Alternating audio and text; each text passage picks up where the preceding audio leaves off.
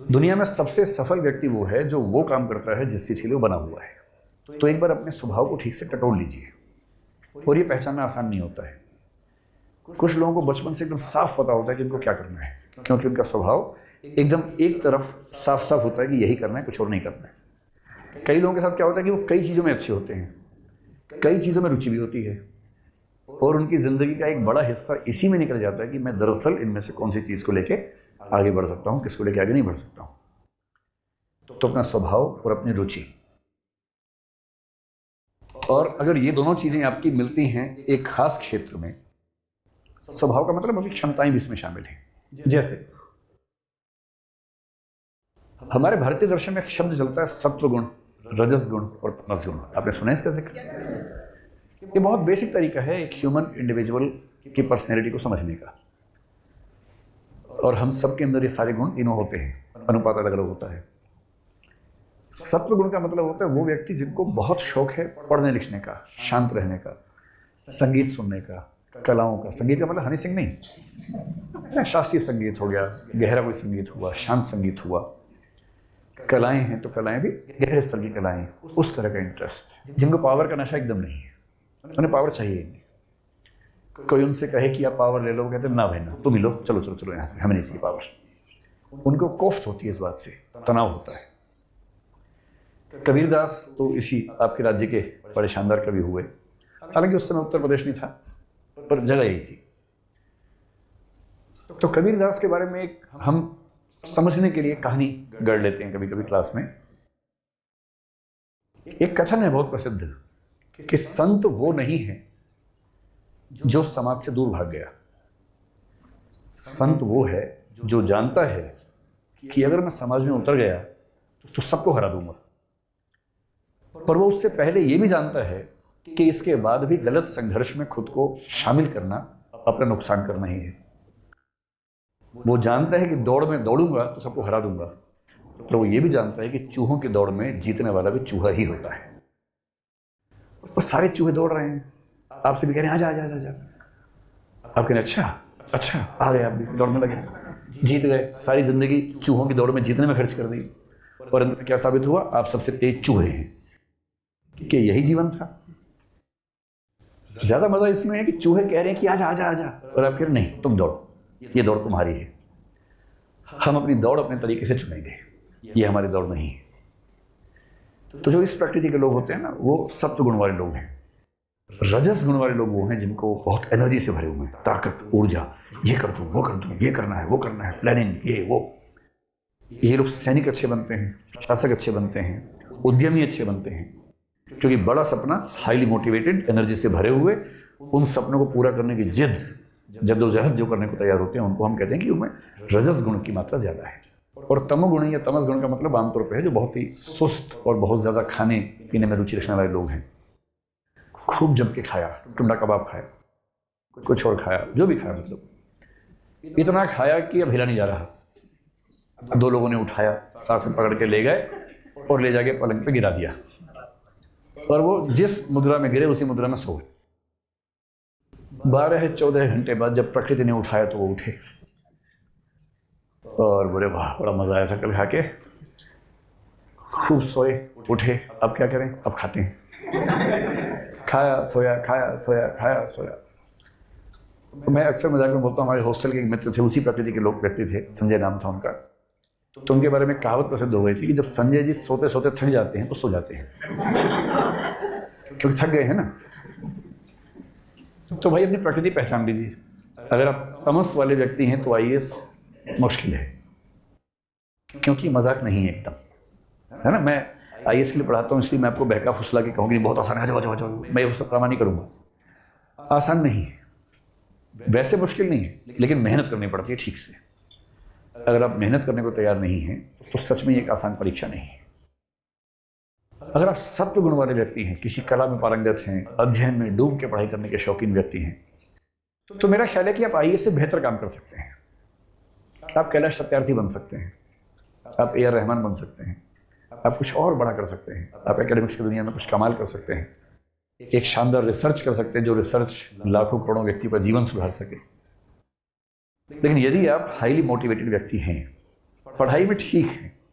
मैं तो स्पष्ट रूप से एक बात कह रहा हूँ, मैं आजकल बच्चों को खूब समझाता हूँ। आईएएस बनने के लिए आपको एक एवरेज आईक्यू चाहिए। आईक्यू आप समझते होंगे, इंटेलिजेंस कोएफिशिएंट, यानी बुद्धिमत्ता। अगर आप एवरेज आईक्यू के व्यक्ति हैं, स्मार्ट हैं, स्ट्रेटेजी बना लेते हैं या कोई और बना के तो समझ लेते हैं, कम से कम मेहनती हैं, डिसिप्लिन हैं, सस्टेन्ड मोटिवेशन, निरंतर चलने वाला मोटिवेशन जिसको हम परसिवियरेंस कह देते हैं, लगन कहते हैं, दृढ़ता आपके अंदर है, डिटर्मिनेशन आपके अंदर है, पेशेंस है, धैर्य है, तो ये एग्जाम बहुत मुश्किल नहीं है। नहीं तो बहुत मुश्किल है। और ये समझाने के लिए मैं एक बात जिक्र करता हूं कि 12 लाख लोग इस एग्जाम में फॉर्म भरते हैं हर साल। पहले संख्या बड़ी कम थी, बढ़ते बढ़ते बढ़ते बढ़ते 12 लाख तक चली गई है। और अभी तो कुछ लोग कह रहे हैं कि 20 लाख कर देंगे, इसको 25 लाख कर देंगे। हो सकता है कि आप कुछ समय के बाद करोड़ों में संख्या सुने कि आईएएस का फॉर्म भरने वालों की संख्या कितनी है, 1 करोड़, क्या पता, कुछ भी हो सकता है।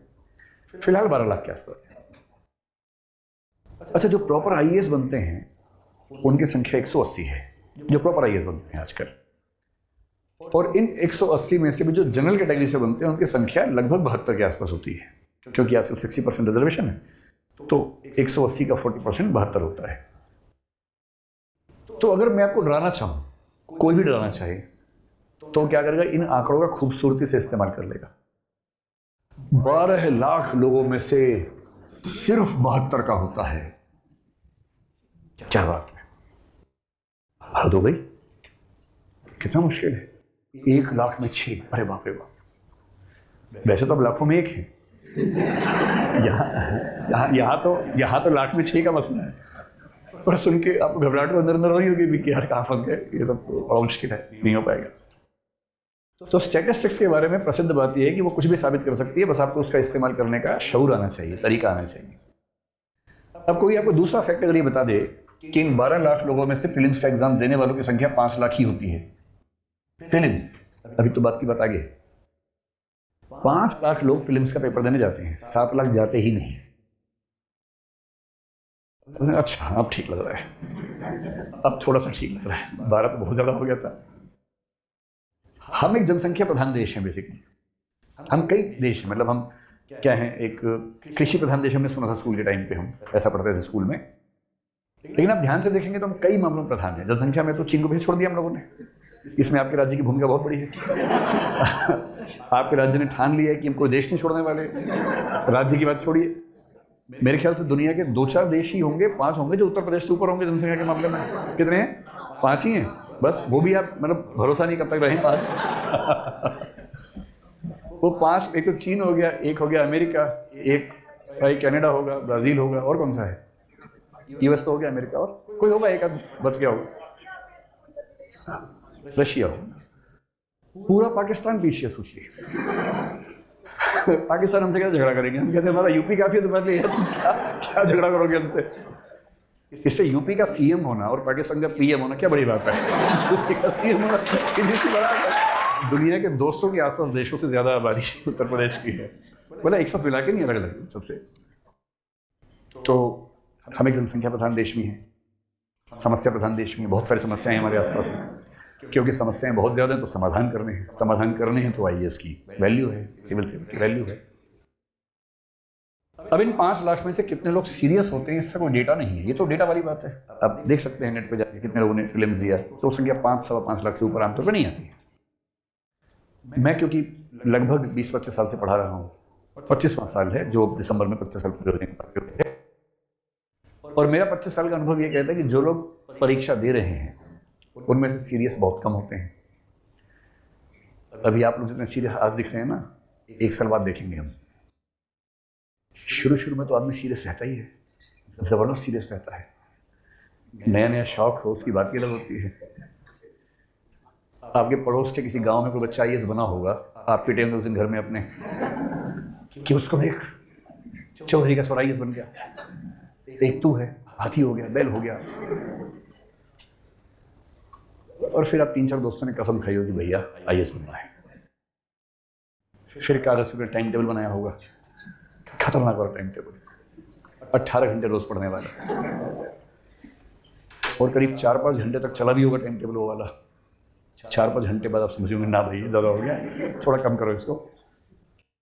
तो ये जो अचानक आग लगती है, उस मोटिवेशन से सिविल सेवाओं की दुनिया में बात नहीं बनती है। और मैं बच्चों को समझाने के लिए कई बार एक ग्राफ बना के समझाता हूँ कि अगर आपका मोटिवेशन जो है, कुछ का मोटिवेशन कैसा होता है, ऐसे है एकदम। कोई कहे आईएएस बना, नहीं पढ़ोगे नहीं, कुछ नहीं करेंगे। फिर पड़ोस से गाँव में आईएएस बन गया और दोस्त आईएएस बन गया, सोचिए। और 3 इडियट्स का डायलॉग याद, आपको दोस्त फेल हो तो खराब लगता है, दोस्त आगे बढ़ जाए तो ज़्यादा खराब लगता है। आपका दोस्त बन गया आईएएस या मान पीसीएस बन गया, एसडीएम बन गया, अब आपको लग रहा है कि ना भाई अब तो इसको दिखाना है। और उस दिन आपका मोटिवेशन यूं शूट करता है, ऐसे शूट कर जाता है। और उस दिन आपको लगता है कि बस कुछ है ही नहीं दुनिया में मेरे सिवाय, मैं ही मैं हूँ, मैं ही मैं हूँ, दूसरा कोई नहीं। आपको ये फीलिंग आने लगती है। और फिर आप 1-2 दिन मेंटेन कर लेते हैं इसको, फिर धीरे धीरे यहाँ होते होते फिर धीरे धीरे ऐसे करते करते करते करते करते करते करते करते करते फिर ऐसे कर जाते हैं। अगर आपका मोटिवेशन इस ग्राफ पे चलता है तो आईएएस ठीक नहीं है। वो काम कीजिए जो 4 दिन में हो जाता हो, उड़े किया वापस आ गए। अगर आप उस प्रकृति के व्यक्ति हैं तो फिर ऐसा कोई काम कीजिए छोटे वाला कि जल्दी से किया, हो गया, निपट गया। आईएएस बनने के लिए तो आपका मोटिवेशन लेवल ये बीच में, ना बहुत ज़्यादा ना बहुत कम, ऐसा ऐसा ये अगर आपके अंदर है ना, जिसको बोलते हैं कि धीमी आंच पे जो खाना बनता है उसका स्वाद अलग होता है। अगर धीमी आंच आपके अंदर है जो सस्टेन रहेगी 1 साल 2 साल 3 साल तक, तो मैं दावे से आपसे एक बात कह रहा हूँ, आजकल मैं खूब स्पष्ट रूप से कहता हूँ, आईएएस बनने के पढ़ाई का महत्व है 25% के आसपास, सिर्फ इतना ही महत्व है। मगर लोग कहते हैं कि बहुत महत्वपूर्ण है, पढ़ाई के अलावा क्या है ये। मैं दावे से कह रहा हूँ कि पढ़ाई का महत्व 25% से ऊपर नहीं है। पढ़ाई है बहुत ज़्यादा, ऐसा नहीं कि कम है, पर इस पूरे प्रोसेस में आपकी सफलता को साकार करने के मामले में पढ़ाई की भूमिका 25% से ऊपर काम नहीं आती है। मोटा मोटा मान लीजिए कि 60% के आसपास आपकी स्ट्रेटेजी और सस्टेन्ड मोटिवेशन यानी कि परसिवियरेंस यानी कि लगन, मेहनत करने की क्षमता। अगर इसको और स्पष्ट करने आप कह लीजिए कि लगभग 25% स्ट्रेटेजी होनी चाहिए, 25 से 30% के आसपास अगर आपके अंदर परसिवियरेंस है, परसिवियरेंस का मतलब बार बार कह रहा हूँ, लंबे समय तक मोटिवेटेड रहते हुए अपने उद्देश्य को साधने की क्षमता। बेचैनी नहीं होनी चाहिए बहुत ज़्यादा, रोज़ रोज़ उछल कूद नहीं मचानी है। रोज़ आपको 8, 9, 10 घंटे आप पढ़ाई कर पा रहे हैं, टारगेट्स अपने पूरे कर पा रहे हैं, सीरियसनेस आपकी बनी हुई है, तो इसका मतलब है कि आपका सस्टेन मोटिवेशन ठीक है। और बाकी जो मैंने 25 छोड़ा उसको आप 15 मान लीजिए, 10 मान लीजिए, इन दोनों को 30-30 मान लीजिए, उसको आप कह सकते हैं संयोग, या जिसको भाग्य कहते हैं, कुछ लोग नसीब कह देते हैं। संयोग की भूमिका इस एग्जाम में थोड़ी ज़्यादा है।